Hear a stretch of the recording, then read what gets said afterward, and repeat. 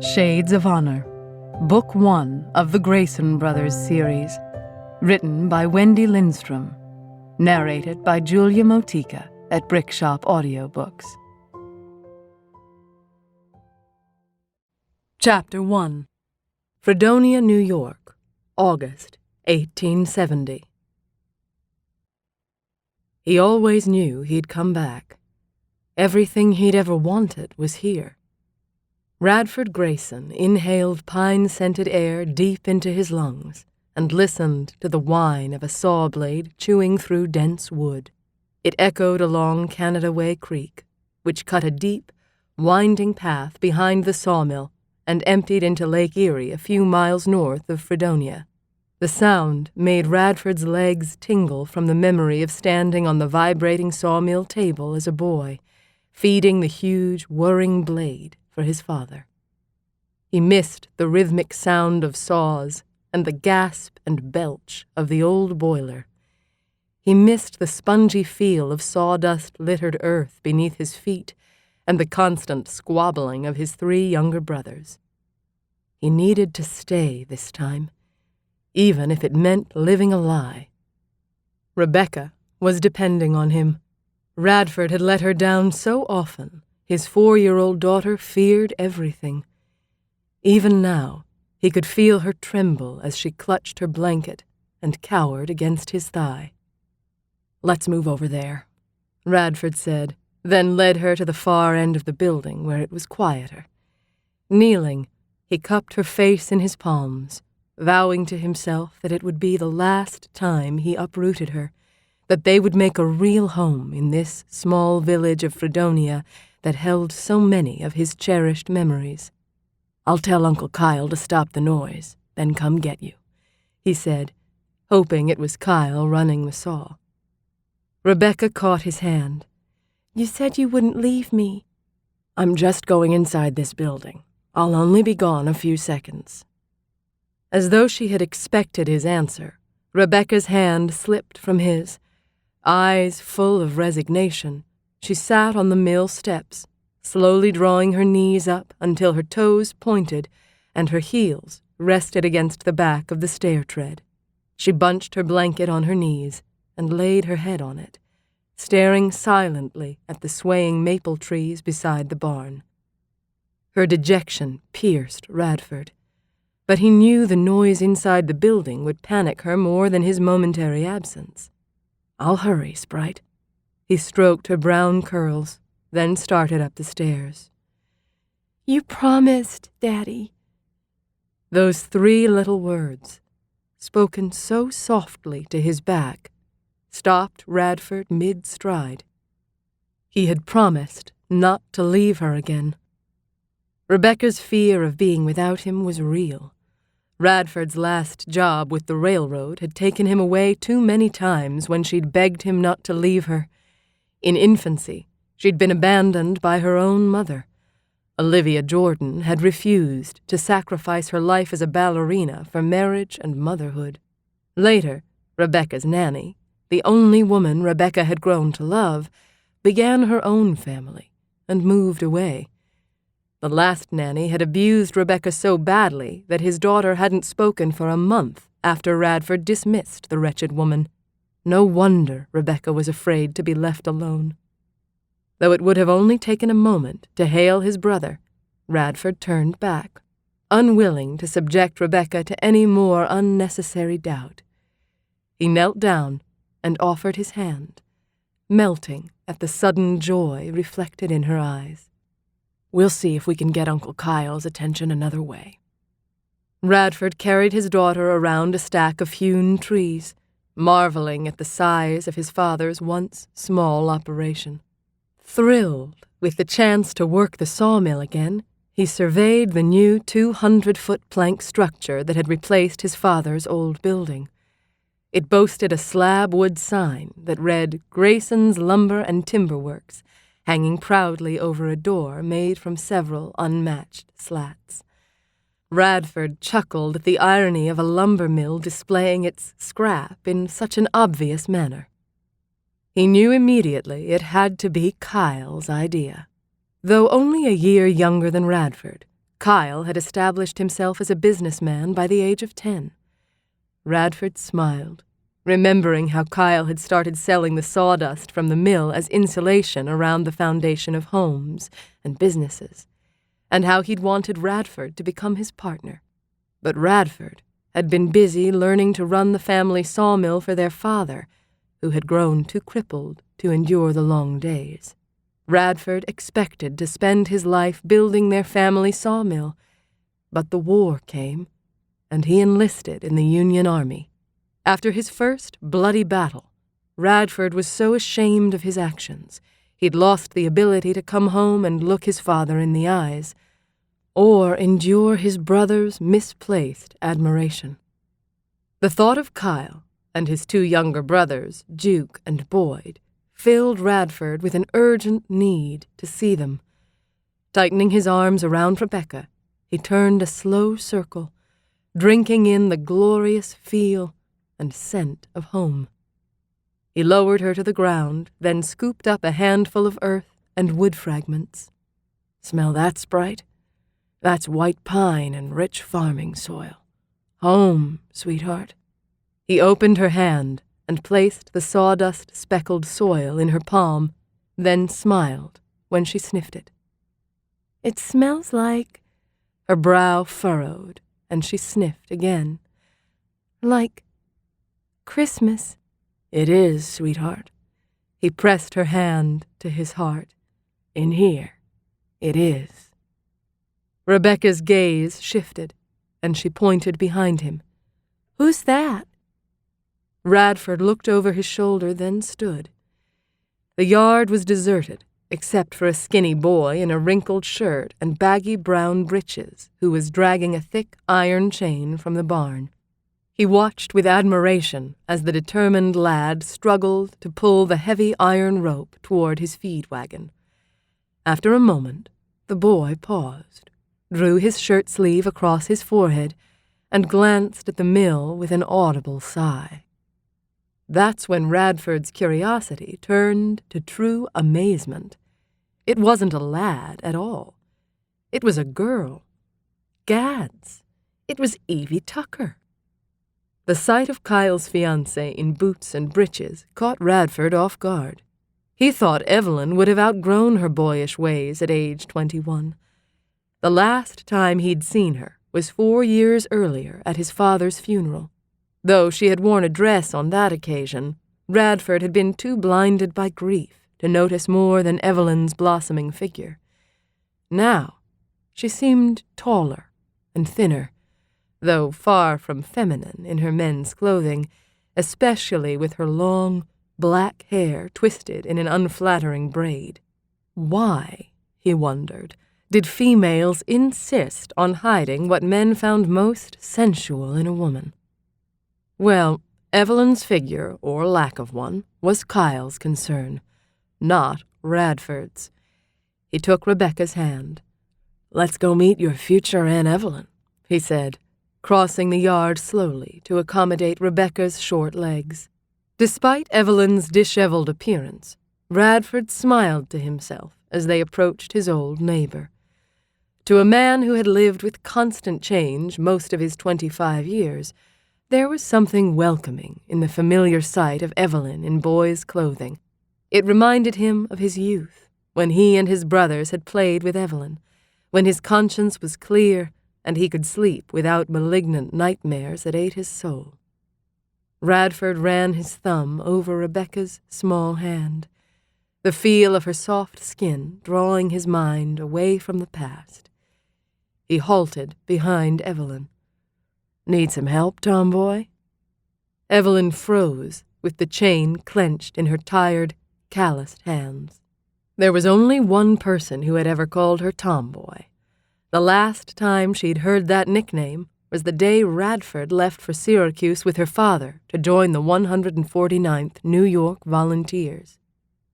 Slowly, Evelyn turned to view a man she hadn't seen since she was 17. Tall, lean and proud, Radford still stood like a soldier. Power radiated from him, but there was a compelling warmth in his smile that drew her eyes to his. A breeze played with the dark hair tangled in his collar, while Evelyn's wandering gaze reacquainted her with Radford Grayson. "Have I changed so much that you don't recognize me?" She flinched. What a hen-witted female she was to be gawking at Radford as if he was a prince from one of her girlhood stories. All the Grayson men were handsome.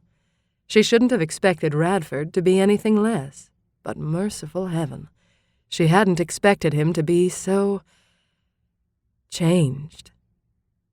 Drawing a deep breath, she strove for a calm she couldn't quite manage. "Kyle and I thought you were coming in tomorrow, or we would have picked you up at the train station." He waved aside her concern. "I hailed an omnibus in Dunkirk that brought us to Fredonia." He shook his head, his dark eyebrows raised. "I didn't realize the town had changed so much. The only thing familiar was the common. The maple trees and twin fountains are looking older, but the parks are the way I remember them." "You walked clear out Liberty Street with Rebecca?" Evelyn asked, telling herself to stop staring, but unable to obey her own command. "It's only a mile. I enjoyed the walk." "Did you stop to see Papa or your mother when you passed?" Radford's expression grew wistful as he surveyed the empty yard. "I wanted to come here first." After seconds of silence, he turned back and frowned at the chain in her shaking hands. "Why isn't Kyle helping you with this?" "I can manage alone," Evelyn said, though her hands ached from gripping the thick iron links. "That doesn't mean you should." Radford took the burden from her and coiled it over his forearm with slow, measured movements that seemed to require little effort compared to her mighty struggle. She flexed her stiff fingers. With the decline of her father's health, she had, by necessity, found ways to manage their livery on her own. Though she realized she didn't have the strength to lift a chain that size, she knew she could feed it into the wagon a few feet at a time. It wasn't Kyle's lack of consideration that had left her struggling on her own. He would have helped her had she only thought to ask him. Still, Radford's unsolicited assistance made Evelyn feel uncomfortable, as though he'd rescued some fair damsel from distress. The ridiculous image nearly made her laugh. She was far from being a fair damsel, and the source of her distress was standing right in front of her. She couldn't drag her gaze away from Radford's handsome face. Something in his voice seemed warmer, hopeful, not so brittle and angry anymore. His smile reached his eyes now. Maybe that's why she couldn't look away when he caught her staring. With a small grunt, Radford heaved the chain onto the bed of the wagon, then stepped back and dusted his hands against his trousers. "Who's running the saw?" "Kyle," Evelyn answered. "Duke and Boyd left at 6:30, but Kyle had a job he wanted to finish tonight. He'll be a while yet." Evelyn glanced down at the little girl, who stood like a miniature statue beside Radford. "I assume this is Rebecca." A proud smile lifted Radford's lips, and he captured his daughter's hand. "Can you say hello to your aunt?" he asked, but Rebecca hid her face behind the long length of his thigh. Radford gave Rebecca a comforting pat, his fingers spanning the breadth of her tiny shoulders. "I guess the trip wore her out." Noting gentleness in the hands that Radford once wore as fists, Evelyn trailed her gaze up his forearm.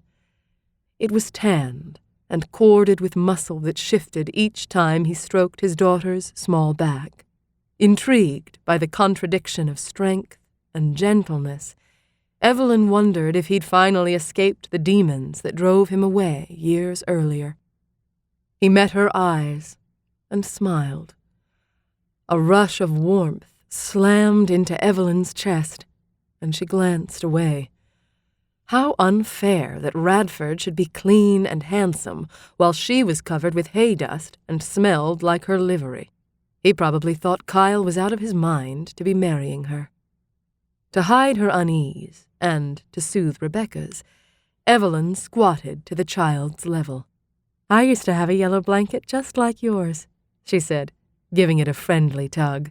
"But your Uncle Kyle tossed it in our well. I cried until your daddy brought his fishing pole over and tried to fish it out for me."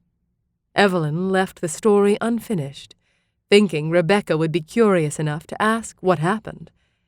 Instead, she tugged at her daddy's hand until Radford picked her up. Evelyn stood. "I take it Rebecca doesn't like stories?" "She's just shy." "Well, we'll get her over that, won't we?" she said, giving Rebecca a soft pat on the leg. Both Radford and Rebecca stiffened. "Please don't do that." The warning in Radford's voice jerked Evelyn's gaze to his face. "Do what?" she asked, confused by their odd response to a natural act of affection. "Touch her. It frightens her." Though Evelyn knew firsthand a father's protective instinct toward his daughter, Radford's overreaction was unusual. So was Rebecca's cowering. "A friendly pat shouldn't frighten any child." "I agree," he said, "but Rebecca is too young to understand that you won't hurt her. She's afraid. That's all that matters to me." "Then you should explain. That is, maybe I could help her if—" Evelyn's sentence trailed off as she stepped away from them. "Never mind." Radford felt Rebecca relaxing as he rubbed her back. She was like this with everyone. Trouble was, she would eventually warm up to Evelyn, and that would cause bigger problems. He studied Evelyn with renewed curiosity, and she met his gaze unflinchingly. Her quiet display of strength reminded Radford of her father, of that fierce pride that had sparked William's eyes during the war. Now Radford could understand what Kyle saw in Evelyn Tucker, a backbone of steel. What sort of woman had she become? Though Radford had rarely thought of her over the years, the sparkle of an emerald ring or necklace had always conjured the vision of a wild girl with flashing green eyes. They were still the emeralds he remembered, but shadowed now. Yet, as Evelyn stood before him, dirty and disheveled, there was a restless energy that intrigued him, that made him want to know what she was thinking. He gave himself a mental shake. He couldn't afford to be interested in Evelyn. All he wanted was peace, to work an honest job that he could be proud of, to build a comfortable home where Rebecca could learn to laugh again, and to share an occasional mug with his brothers after a day of working beside them in the mill. That was enough. "I'd better go see Kyle and get over to Ma's," he said, aware of their growing mutual discomfort. "Would you tell him I'll be up in a minute?" With a relieved nod, Radford went to find his brother. At one end of the building, a set of wide double doors was thrown open to the August evening. Steam spat from a huge, gasping boiler housed deep in the interior, then another scream from the mighty saw blades split the air. Rebecca clapped her hands to her ears and cowered against Radford's neck. When the saw finished its pass, Radford yelled inside and waved Rebecca's blanket overhead. "Kyle, stop that noise and come meet your niece." Kyle's head came up, and he faced in Radford's direction for several seconds before straightening his stance. "Radford?" His voice boomed from the other end of the building. "What are you doing here?" Radford laughed at Kyle's lack of preamble. "Looking for a job. You hiring?" There was no response at Kyle's end, except the quieting of equipment and whistling sound of steam escaping in an endless, drawn-out sigh. Finally, Kyle walked toward them from the shadowed depths of the building. Joyful anticipation expanded Radford's chest. It had been so long. So many wasted years. When Kyle stepped into the waning sunlight, Radford eyed him with pride. His brother had become a giant of a man. Wider in build than Radford, though an inch or two shorter, Kyle still easily topped 6 feet. Radford couldn't begin to imagine the changes he would find in Duke and Boyd. Kyle extended his hand. "You're early." Radford experienced a moment of confusion before it dawned on him that Kyle wasn't going to welcome him home with the backslapping hug he'd expected. Mile after mile of the trip from Boston, Radford had staved off anxiety with visions of a joyful, rollicking reunion with his brothers. Kyle was offering a handshake. Hope began slipping away like steam from the cooling boiler, but Radford took Kyle's broad hand in his and gave it a hard shake. What could he expect after being absent since the war?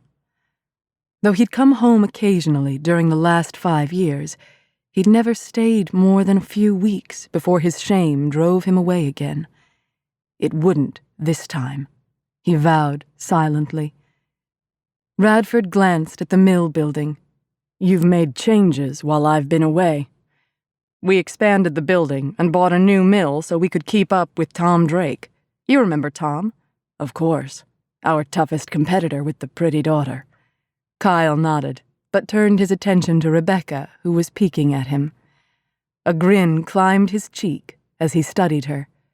"She resembles her Uncle Boyd, but you'd better hope she doesn't grow up to be as wild as he is." Radford glanced at Rebecca and knew that wildness would be a welcome change from her frightening withdrawal. "Come on," Kyle said, gesturing for Radford to follow him. "I'll show you the mill." They entered the building and stopped by the saw where Kyle proudly laid his hand on the heavy iron husk. "This girl has doubled our output. These dual saws chew through 20,000 feet of timber a day. The smaller saw speeds up our cutting time and allows us to use thinner blades, which means less kerf and sawdust waste." Radford remembered his father's crude mill. The thought of running the new, powerful machines made his hands itch. A wide leather drive belt wove through a series of pulley wheels and up over a mandrel shaft that was powered by a stationary engine and boiler. A sawdust elevator had also been attached to the mandrel shaft to carry the waste outside, where 3 huge piles spilled across the ground. "Are you still selling the sawdust?" "Of course," Kyle said, as if it was a dumb question. Radford laughed, then scanned the interior of the building. "Why are those logs wet?" he asked, balancing Rebecca on one arm to point at a nearby stack of logs. "We rinsed them. It saves the blades from eating dirt, so we spend less time sharpening them." No wonder they had grown so much, Radford thought with pride. Fighting the sudden urge to fire up the saws, wrap his hands around the metal levers, and finish slabbing the white pine waiting on the carriage table, Radford throttled back his excitement. Tomorrow, he would do it. He'd stand beside the huge blades and feel the vibrations shimmy his legs. He'd look over and see his brothers and pretend he heard his father's voice shouting orders in the yard. Then he could silence the other voices, and everything would be all right again. "Let's go out through the office so I can lock up," Kyle said, waving Radford and Rebecca into a room with a thick maple table in the center. The walls were buried behind metal hand files, saw blades, log hooks, and shaving knives. "It's not pretty," Kyle said, stepping outside and pulling the door closed behind them, "but we're doing a good business. Since I was left in charge, I did what I thought best." The meaning behind Kyle's words didn't elude Radford. He knew he hadn't been there for his younger brothers when they needed him to run the mill after their father died. The best he'd been able to do was send money home to keep them going.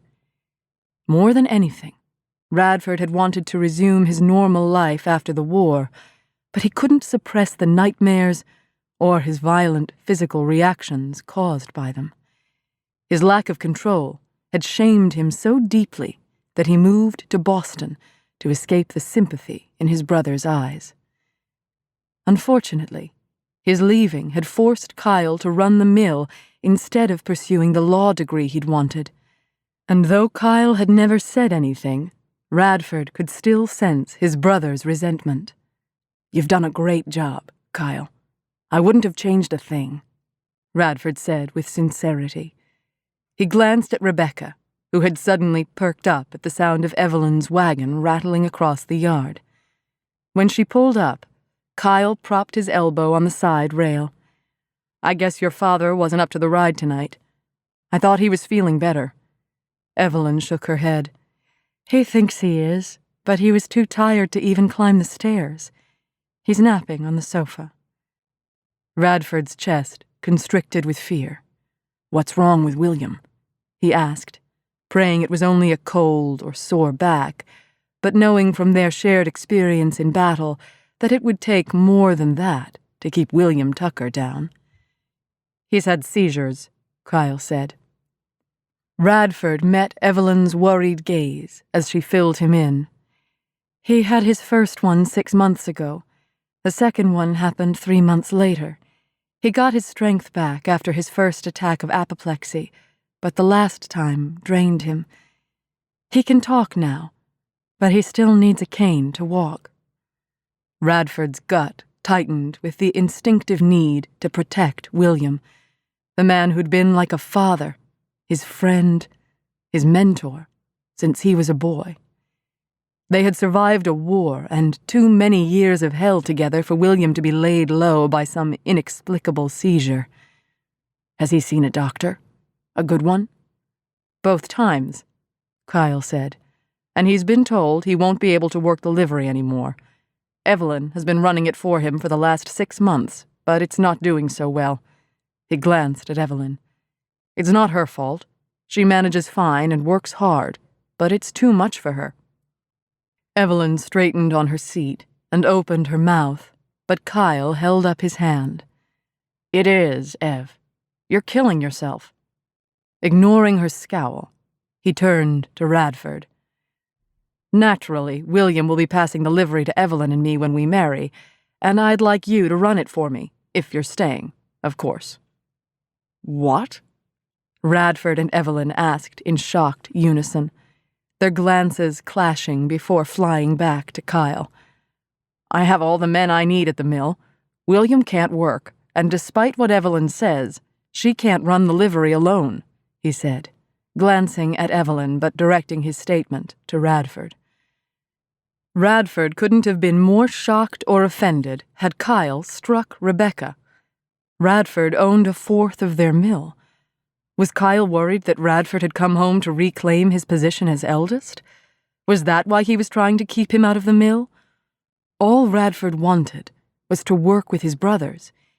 He just wanted to be a part of their life and to have them in his.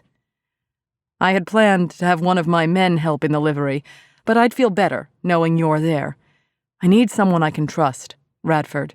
I'm too busy building Evelyn a house and running the mill to supervise the livery." Radford's heart contracted so hard he felt the brutal wrench clear to the pit of his stomach. His arms weakened, and he lowered Rebecca to the ground, standing her at his side before he dropped her. Kyle didn't want him here. It was in his eyes. He was welcoming Radford home, but not back to the mill. "William needs help," Kyle continued, pecking away at Radford's conscience, seemingly oblivious to the dreams that were shattering within him. Panic welled up inside Radford, but he forced it down. Maybe he had expected too much. Maybe Kyle needed time to adjust, to realize that he only wanted to be a part of the family again. Evelyn shot a panicked look at Radford, then turned to Kyle. "I can manage alone for a while longer if you can't spare one of your crew right now." "No, you can't, Ev. I'd rather you didn't work at all, but until we're married, I can't change that or make any decisions about the livery without your father's consent. It'll be a relief, knowing Radford is there taking care of things," Kyle said, as if the issue had been decided. He held up his hand to stop her argument. "We can talk about this later. Your father is set on having Radford run the livery. He's even extended an invitation for Radford and Rebecca to stay with you, which should make it more convenient for everyone." Evelyn's face blanched, and Radford thought his knees were going to fail him. Everything he believed he'd come home to had turned to ashes. Kyle had made it clear that he wasn't welcome at the mill, and if Evelyn's offended expression was any indication, he wasn't welcome in her livery either. In the midst of this realization, Radford reached down and captured his daughter's hand, reminding himself of the single most important reason he'd come home: Rebecca. He would sacrifice or endure anything for his daughter. "Why hasn't Papa said anything to me about this?" Evelyn asked. "The subject came up last night during our euchre game while you were asleep. Your father and my mother got into a heck of a row over where Radford and Rebecca would be staying. They both wanted them. Ma said her son belonged at home. William claimed he'd be lost in an empty house when you marry me and move out." Kyle grinned. "If you hadn't gone up to bed, you could have watched the show. It was the first time I saw my mother lose an argument."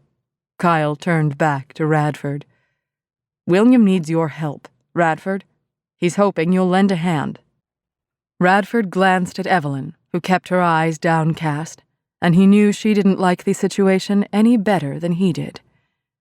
"Will you do it?" Kyle clapped a hand on Radford's shoulder in the first truly warm gesture he'd shown him since arriving. But it had come too late. Several uncomfortable seconds passed while Radford struggled to mask his painful disappointment and inexplicable sadness. Consumed by a fierce longing to restore himself to his family, he knew he couldn't force Kyle to accept him. This time, he'd have to earn his place. And it was time he repaid William for saving his life at Gettysburg. Tightening his hold on Rebecca's hand, Radford unclenched his aching jaw. "I'll do it," he said hoarsely. Evelyn couldn't stifle her gasp. She didn't want Radford in her livery. She needed a place where she could be herself. Her horses didn't care that she wore breeches and couldn't dance. They didn't know she couldn't dress her hair or flirt or stitch a straight seam.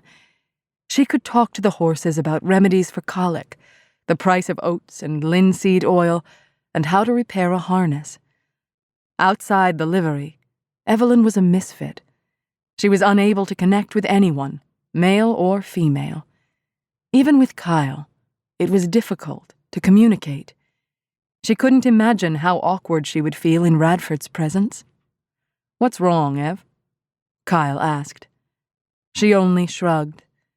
Kyle had changed so much in the past few years that she wouldn't know how to share her concerns with him even if she dared to. It was Radford's fault. If he had stayed after the war and done his duty as eldest son, Kyle wouldn't have been forced to become the ambitious businessman she barely knew anymore. During the past 5 years, he'd grown so focused on the mill it seemed he no longer even noticed her. She sighed and picked at her chipped fingernail. Maybe their marriage would resurrect the closeness and friendship they had once shared. Maybe then Kyle would notice that she'd become a woman, albeit a lonely one, uncomfortable in her own skin, but still a woman. The old Kyle would have noticed the difference. He'd always understood her. Even when they were children, Kyle was the only person she could depend on, who could comfort her. It was Kyle's shoulder she had cried on when her mother died, laboring to have a son who didn't survive the grueling birth. All her life, Kyle had been a steadfast, dependable friend. But she wanted more than friendship. She wanted love. Kyle wiped his neck with a handkerchief, then blew out a tired breath. "This is the only way I can help with the livery right now, Ev." "I understand," she said. When he wasn't working at the mill, he was working on their house. He didn't have time to help her shovel horse dung. She accepted the fact that she needed a man in her livery to appease society's narrow-minded sense of propriety and to help her with the daily labor that physically drained her. She'd expected a man from Kyle's crew, but it looked as if it would be Radford. She laced her fingers and squeezed her hands between her knees, wondering how she would ever keep her eyes on her work with Radford in her livery.